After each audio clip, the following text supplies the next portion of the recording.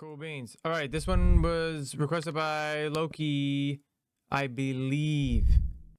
This is info on Warzone, new Verdansk map changes secretly revealed, new POI updates, map rotation, leaks, and more. Ladies and gentlemen, hey, hi, how you doing? Welcome back to the channel. Thank you so much for stopping by. Yesterday, we obviously got our very first in-game look at Verdansk, returning here with Warzone and Black Ops 6 Season 3. We got a little fly-through of the map with the updated POIs, the updated graphics and everything. With the developers, Beanox and Raven, talking about some of the changes that they've made for this map.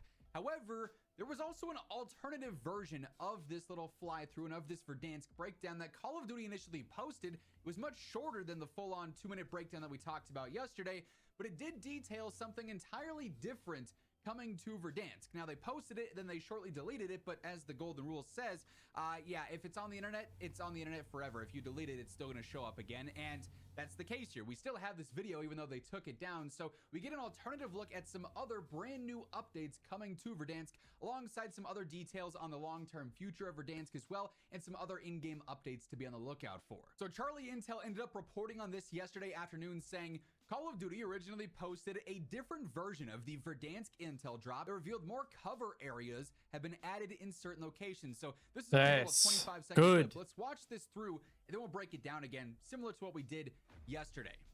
So it's again in that same format as our initial teaser. Transit from one POI to one other POI, you're not a sitting duck, so you have more cover around the map. For example, in the original actually does look different, like a lot different. To downtown left players really exposed. Now there's new cars and buses that have been added to Nice. Like, this is the type of shit, bro. And a lot more strategic, especially when you're crossing the aqueducts.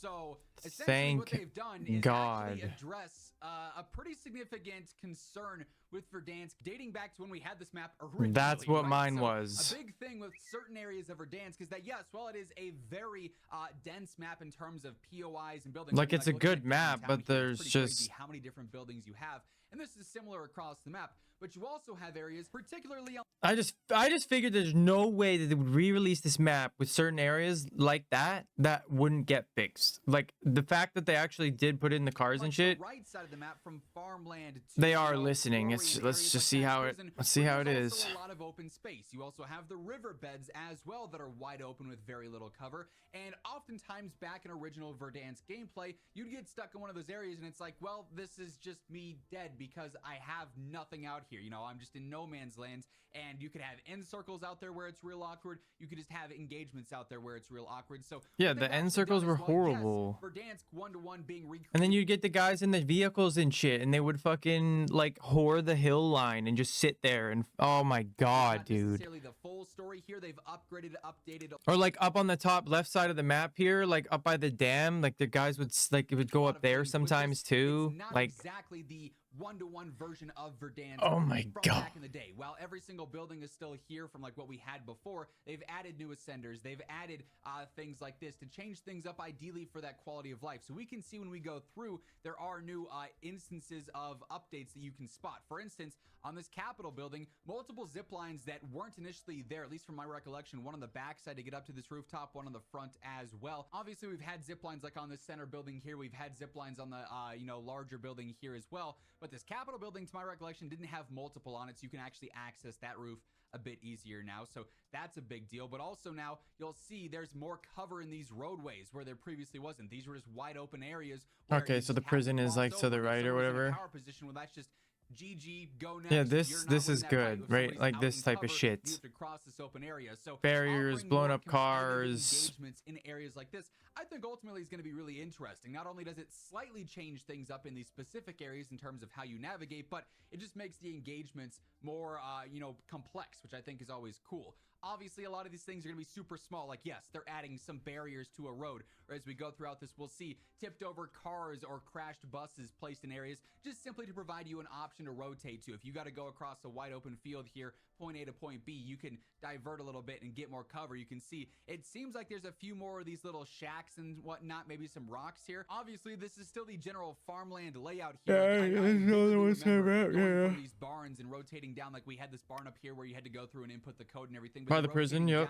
Very open field, not much cover to deal with. You actually are going to be able to utilize things a little bit more, whether it's hay bales or rocks or whatever else. It looks good. Particularly, I think this is where it's going to shine the most ultimately, is like these riverbeds, right? Where these were wide open areas. If you got caught crossing in these, it was awful because you had nothing to fight back with. You just had to hope you could hit a quick shot and knock the enemies or push them away from you. But now they've added this debris in a sense where there's cars and there's buses to help with rotations, for instance. So blown up cars, you could at least use this as some cover. There's a good chance you could still get shot at and get hit either through the windows or maybe under the car, right? But it's going to add in this extra layer of At least it's detail where fucking like, okay, something. now I'm not risking nearly as much here. Also interesting little entryway in the riverbed here. I can't remember if that was there on the original Verdansk right next to Stadium, but still something. Pretty It's, sure like it I said, was. super subtle. I don't know but if it there's a actually tunnel, played a though. pretty big role in gameplay here. All these different cars. There's one just A tunnel would be sick. here as well. Little truck that's been blown up over there. Oh, We also have, okay. like the larger buses. I'm not gonna lie. You could have told me these were here on original Verdansk, gonna be like, oh yeah, I definitely saw those before, right? But it is still something at the end of the day that is going to be very different on Verdansk, you know, for these specific fights and for these specific situations, whether it be little roadblocks like this, blown up buses, blown up cars. So an interesting little change that, like I said, they initially posted and then completely took it back and said, oh wait, y'all weren't supposed to see that. I'm not sure if they're going to reveal this video again in like a few days time with another trailer or something, or if it just wasn't meant to be posted. It was an alternate version of this promo that they did that they decided against. They just wanted to, you know, go back into the more nostalgic based trailer there. But nonetheless, Verdansk, while yes, the general layout, the buildings and whatnot are going to be essentially one-to-one, the full layout and certain details of this map are going to be brand new for this recreation here, launching with Season 3. And we also got some other interesting details from the Ghost of Hope, who we've been talking about a lot lately, as we go through these and some other updates to look out for here in the near future. Just a quick reminder, if you are new to the channel, every single day I got you guys covered with all things going on in COD. Obviously, this upcoming week's going to be pretty big in terms of other reveals. We're still waiting on the roadmap, more trailers, anti-cheat blogs, so lots to be on the lookout for just in the next couple of days. But then beyond that, as we get into Season 3, so many things being updated, changed, whether it's weapons, new updates. I'm gonna keep you guys in the know for all of it, so feel free to hit that subscribe button to stay up to date. And if you enjoy this video, a like rating is always seriously appreciated as well. But obviously, another big talking point that's sort of been around all the Verdansk hype is the long-term future. Is Verdansk going to be around for multiple seasons? What happens when the next COD game releases? Black Ops 7 is the rumor, and we get the Warzone integration for that. Avalon is the rumored map for that. And Hope ended up quoting the Charlie Intel video of the original Verdansk trailer, the full 2-minute one that we've all seen now, saying people actually think they're getting rid of this map in 6 months. Just, you know, based off of all the work they've put in to fully rebuild this for this engine, right? And someone asked, Mike asks here saying, so are we going to have 2 large maps at the same time in Warzone? Insinuating we'd be having Avalon and Verdansk as a rotational thing, and Hope simply says, not until old gen gets dropped. And he actually replied this on a couple of different tweets, so pretty confident in this response that old Why gen are is they the even main supporting reason them that we're gonna anymore, see these man? limitations on map rotations for Call of Duty. Obviously, with Avalon being that rumored Black Ops 7 map, that would in theory mean that, you know, for Season 1 potentially of Black Ops 7 in, let's say, early December, we could see that replace Verdansk if Avalon's going to be that brand new map. So either Avalon could be getting delayed, or it just might not happen, as other reports have said, for Warzone, and instead it's shifted over to that Zombies Outbreak style map for Black Ops 7 instead, and Verdansk is here for the long run, you know, throughout Seasons 4, 5, 6 of Black Ops 6, but then also all throughout COD 2025 as well, which would be interesting to see, considering it's currently being reported that Black Ops 7, COD 2025, is still going to be on old gen, and we won't see another upgrade potentially until Call of Duty 2026 or COD 2027. So really interesting details there from Hope. I'd imagine just based off of some inside chatter that he's heard some inside info. I probably there. still make But so nonetheless, much a little bit money of off of the clarification on old what to consoles. expect. That's Potentially, why. keep in mind, it's still just a rumor at the end of the day, but potentially for the long-term future of Verdansk. And then funny enough,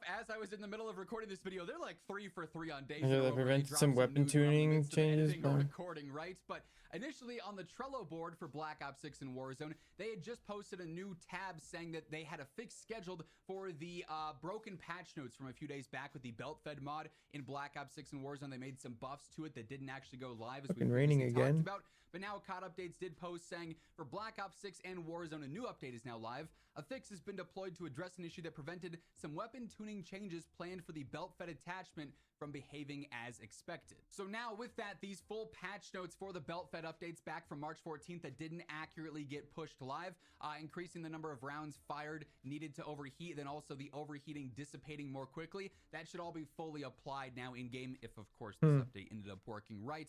But yeah, just funny timing with that I wanted to keep you guys in the loop with, as well as we'd previously discussed this being broken. But yeah, more and more Verdansk details are surfacing by the day. We've got even more reveals inbound for multiplayer, presumably more zombie stuff as well, the global content like the battle pass and the weapons. So more to be on the lookout for here in the very short term. I'll be keeping you guys updated with everything you need to know, so be sure to hit that subscribe button so you never miss another video. And if you enjoyed this one, a like rating on your way out would be really appreciated.